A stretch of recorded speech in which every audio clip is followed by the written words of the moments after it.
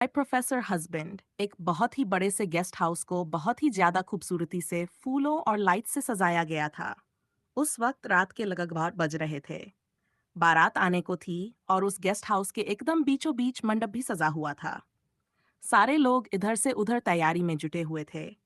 तभी एक अधेड़ उम्र की औरत जिन्होंने सुनहरी बनारसी साड़ी पहनी हुई थी, अपना पल्लू संभालते हुए आगे आकर कहा, कशिश बेटा जाकर देखकर आखिर किट्टू तैयार हुई या नहीं। बारात आने वाली है, मेरी बात हुई, अभी उन लोगों से बारात निकल चुकी है। उस औरत की बात सुनते ही एक बहुत ही खूबसूरत लड़की सामने आई, जिसने नीले रंग का लहंगा पहना हुआ था। खुले बाल और हल्के से मेकअप में भी वह लड़की बहुत खूबसूरत लग रही थी। उसका रूप एकदम निखर रहा था, क्योंकि उसके चेहरे पर एक प्यारी सी मुस्कुराहट थी। उस लड़की ने औरत की बात सुनकर कहा, हाँ माँ, मैं बस जा ही रही थी दी को देखने, बस ये इधर का थोड़ा सा काम रह गया। इतना बोलते हुए वह सामने आई तो उसकी माँ ने कशिश के हाथ से सामान अपने हाथों में लेते हुए कहा, रहने दे तू, ये सारा काम हो जाएगा, तू जाकर पहले अपनी बहन को देख कर आ। अब तक तो उसे तैयार हो जाना चाहिए, ना इतनी देर क्यों लग रही है। उसकी माँ ने दोबारा से दोहराया तो कशिश ने कहा, ठीक है माँ, मैं जाती हूँ देखने, आप भी थोड़ा आराम कर लो, ये सारा काम हो ही गया है बस। इतना बोलकर कशिश सीढ़ियां चढ़ती हुई ऊपर की तरफ चली गई, क्योंकि दुल्हन का कमरा पहली मंजिल पर था और वहां पर पहुंचते ही उसने दरवाजा खटखटाया, क्योंकि मेकअप आर्टिस्ट ने दरवाजा अंदर से बंद कर रखा था। दरवाजा खटखाते हुए कशिश ने आवाज लगाई, कृतिका दी, दरवाजा खोलो, बारात आने वाली है। आप तैयार हो गई या नहीं? कोई तो दरवाजा खोलो। कशिश बाहर खड़ी होकर काफी देर तक दरवाजा खटखटाती रही, लेकिन किसी ने भी दरवाजा नहीं खोला तो वह बहुत ही परेशान हो गई। कशिश ने अपने मन में कहा, कृतिका दी दरवाजा क्यों नहीं खोल रही? क्या उसे सुनाई नहीं दे रहा? मैं इतनी देर से दरवाजा खटखटा रही हूँ, क्या वह अब तक तैयार नहीं हुई? क्या वह बाथरूम में है? हस्बैंड, कशिश के मन में जितने भी ख्याल आ रहे थे, उसने वह सब कुछ सोच डाला, लेकिन अभी भी दरवाजा नहीं खुला तो वह तुरंत ही वापस नीचे आ गई और इधर उधर किसी को ढूंढने लगी। तभी उसे एक लंबा चौड़ा हैंडसम सा लड़का नजर आया। वह लड़का और कोई नहीं, कशिश का बड़ा भाई विजय था। कशिश भागते हुए उसके पास आई और बोली, भैया जल्दी ऊपर चलो, दीदी दरवाजा नहीं खोल रही है। पता नहीं उनके साथ कोई है भी या नहीं, कहीं उन्हें कुछ हो तो नहीं गया हो सकता है। घबराहट में वह बेहोश। कशिश घबराते हुए ये सब बोल रही थी। तभी उसके सामने खड़े आदमी ने कहा, अरे क्या हुआ, आराम से बता चल, मैं चलता हूँ तेरे साथ। और इतना बोलते हुए वह दोनों एक साथ ही ऊपर आ गए और फिर दोनों मिलकर दरवाजा खोलने की कोशिश करने लगे। तब तक और लोग भी वहां पर इकट्ठा हो गए, क्योंकि दुल्हन के कमरे का दरवाजा नहीं खुल रहा था। दो तीन आदमी वहां पर इकट्ठा हुए और उन सब ने जोर लगाकर दरवाजे पर धक्का मारा, जिससे कि दरवाजा टूट गया और एकदम से अंदर की तरफ खुल गया। लेकिन उस कमरे में इस वक्त कोई भी नहीं था। वह कमरा पूरा खाली था। कृतिका को दुल्हन के कमरे न पाकर सब उसे ढूंढने में लग गए, लेकिन किसी को भी दुल्हन कहीं भी नहीं मिली। और कशिश भी उस कमरे में इधर उधर देख रही तभी उसे सामने ड्रेसिंग टेबल पर कृतिका का मोबाइल फोन मिला और उसे मोबाइल फोन के नीचे एक व्हाइट कलर का पेपर भी दबा हुआ था।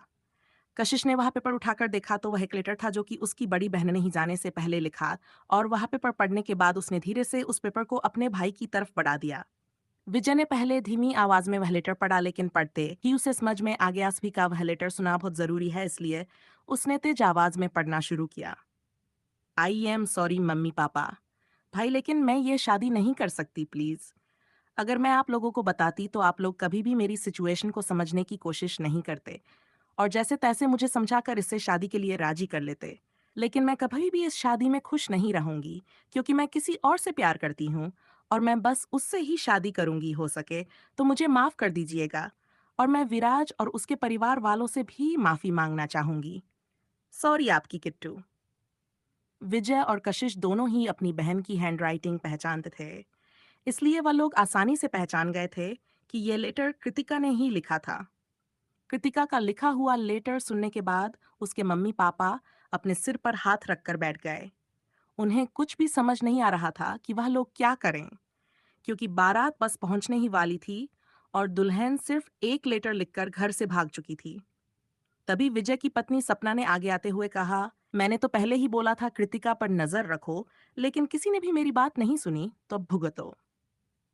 विजय ने अपनी पत्नी को डांटते हुए कहा, चुप करो सपना, बारात बस आने वाली है। ये कोई वक्त है ऐसी बातें करने का, तुम ताने बाद में मार लेना।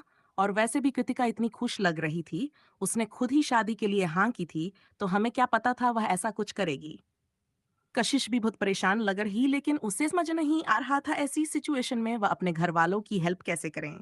और कृतिका अपना फोन भी जानबूझकर छोड़ कर गई थी, जिससे कि कोई भी उसे कांटेक्ट करने की कोशिश ना करें और ना ही ढूंढ पाए। तभी एकदम से पटाखे फूटने और बैंड बाजे की आवाज उन सबके कानों में पड़ी, जिससे कि वह लोग गए कि दरवाजे पर बारात आ चुकी है। उन सारे लोगों ने आप समय कुछ बातचीत की और फिर उठकर बारात के स्वागत के लिए और सब लोगों को अंदर लेकर आने के बाद उन्होंने दूल्हे और उनके माता पिता को एक कमरे में बुलाया बात करने के लिए। और वहां पर कुछ ही लोग मौजूद थे। कृतिका के भाई विजय ने उन लोगों को पूरी सिचुएशन बता दी और साथ ही कृतिका का लेटर भी उन लोगों को दिखा दिया। कमरे में इस वक्त सिर्फ दूल्हा और दुल्हन का परिवार ही मौजूद था। कशिश सबसे पीछे खड़ी हुई थी और उसके बगल में उसकी भाभी सपना खड़ी थी। आगे उसके भाई और मम्मी पापा सिर झुकाए घर की बेटी शादी वाले दिन ही घर से भाग चुकी थी।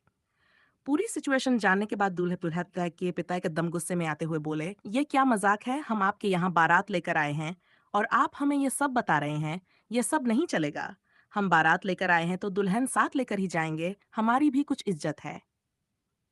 कशिश के पिता ने उनके आगे हाथ जोड़ते हुए कहा, जो भी सच था हमने आपको बता दिया, हम आपसे कुछ छुपाना नहीं चाहते थे। अब अगर लड़की यहाँ पर है ही नहीं तो कैसे ये शादी होगी, ये शादी नहीं हो सकती। हमें माफ कर दीजिए। अब तक वहां पर चुपचाप खड़े हुए दूल्हे विराज ने एकदम से बोला, अंकल आंटी ये सब करने की जरूरत नहीं है प्लीज। लेकिन कृतिका ऐसा कैसे कर सकती है मेरे साथ। मैं उससे प्यार करता था और मुझे लगा वह भी मुझसे प्यार करती थी। तो ये सब ऐसे कैसे। वो कहाँ जा सकती है, उसने किसी के बारे में भी नहीं सोचा। वह इतनी सेल्फिश कैसे हो सकती है। वह बहुत ही हैंडसम लग रहा था। उसकी हाइट 6 फीट और लाइट ब्राउन कलर की आइज थी, डार्क ब्लैक थोड़े से लंबे बाल और एकदम सीरियस चेहरा। लेकिन इस वक्त उसके माथे पर बल पड़े हुए थे, क्योंकि वह टेंशन में था। वह यहाँ पर कृतिका से शादी करने के लिए आया था। लेकिन अब तो सिचुएशन ही कुछ और थी। जो होना था वह तो हो गया बेटा। अब तुम ही बता दो आखिर क्या करना है। कृतिका की मम्मी ने उन लोगों की तरफ बेबसी से देखते हुए पूछा। विराज ने अपने मम्मी पापा की तरफ देखा, जैसे कि वह लोग आपस में इशारे में कुछ बात कर रहे हो। कुछ देर के बाद मंडप में विराज दूल्हे की जगह पर बैठा हुआ था। उसके मम्मी पापा और बाकी बाराती उसके पीछे बैठे हुए थे। माहौल एकदम नॉर्मल लग रहा था। पंडित ने मंत्र पढ़ना शुरू किया और कुछ देर के बाद दुल्हन के लाल जोड़े में एक लड़की चलती हुई मंडप तक आई। उसके पीछे विजय की वाइफ सपना थी, जिसे दुल्हन के दोनों कंधों पर हाथ रखकर उसे पकड़ा हुआ था और फिर लाकर मंडप में दूल्हे के बगल में बिठा दिया। पंडित ने मंत्रों को पढ़ना शुरू किया और दूल्हा दुल्हन से एक एक कर सारी रस्में अदा करने को कहा। और मांग में सिंदूर भरने की रस्म के लिए विराज ने जैसे ही घूंघट हटाया, दुल्हन के चेहरे पर बेबसी और उसकी आंखों में आंसू थे। दुल्हन की जगह पर बैठी हुई वह लड़की कोई और नहीं, कशिश थी। कुछ ही देर में उन दोनों की शादी हो गई और विदाई के वक्त कशिश बहुत ही ज्यादा रो रही थी। रोते हुए उसने अपने मम्मी पापा से कहा, क्यों किया मम्मी पापा आप लोगों ने मेरे साथ ऐसा। आज मेरी शादी तो नहीं थी, तो फिर क्यों। कशिश को रोते देखकर उसकी माँ ने उसे समझाते हुए कहा, हमें माफ कर देना बेटा, लेकिन बस इतना समझ ले तेरी बहन की करनी की सजा तुझे मिली है। हम और कुछ नहीं कर सकते थे, लेकिन विराज अच्छा लड़का है, वह तुझे हमेशा खुश रखेगा। शायद यही तेरा नसीब था। कशिश के पिता ने उसके आगे हाथ जोड़ते हुए कहा, तूने हमारी इज्जत बचाकर हम पर बहुत बड़ा एहसान किया है। बेटा अपने बाप की इज्जत बचा ली तूने। हम तेरा ये एहसान मरते दम तक नहीं भूलेंगे। कशिश ने अपने पापा के हाथ पर अपने दोनों हाथ रखे और रोते हुए धीरे से इन्हीं में अपना सिर हिला दिया। इसके बाद वह विदा होकर अपने सुराल वालों और पति के साथ वहां से उनके घर आ गई। कशिश का सुराल वहां से लगभग आधे घंटे की ही दूरी पर था और उनका अपना 2 मंजिला घर था, जो कि कशिश के घर से काफी बड़ा भी था।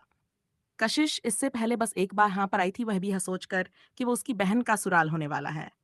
उसने कभी सपने में भी नहीं सोचा था कि ऐसी सिचुएशन आ जाएगी कि उसकी ही शादी उसकी बहन के होने वाले पति से हो जाएगी और उसकी बहन का होने वाला सुराल अब उसका सुराल बन चुका था। कशिश को दरवाजे पर रोकने के बाद उसकी सांस ने उसकी विराज के साथ आरती की और फिर रंग से भरा हुआ थाला दरवाजे पर रखा और कशिश से दायां पैर आगे रखकर घर में प्रवेश करने को कहा। कशिश ने वैसा ही किया, वह घर के अंदर आ गई। उसने अपने साइड में खड़े हुए विराज की तरफ देखा।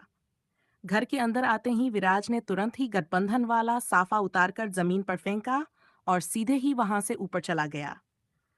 विराज इस शादी से बिल्कुल भी खुश नहीं लग रहा था, लेकिन कशिश की तो एक पल में पूरी दुनिया ही बदल चुकी थी।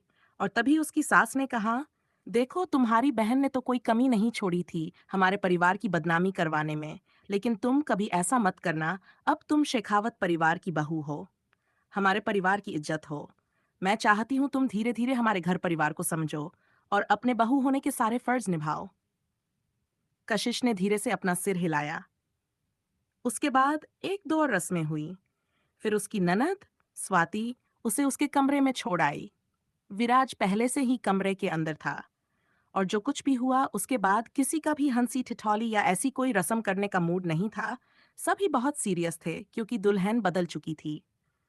कशिश घबराते हुए कमरे के अंदर आई और नजर घुमाकर इधर उधर चारों तरफ देखने लगी। पूरा कमरा मोगरे और गुलाब के फूलों से सजा हुआ था और फूलों से महक रहा था।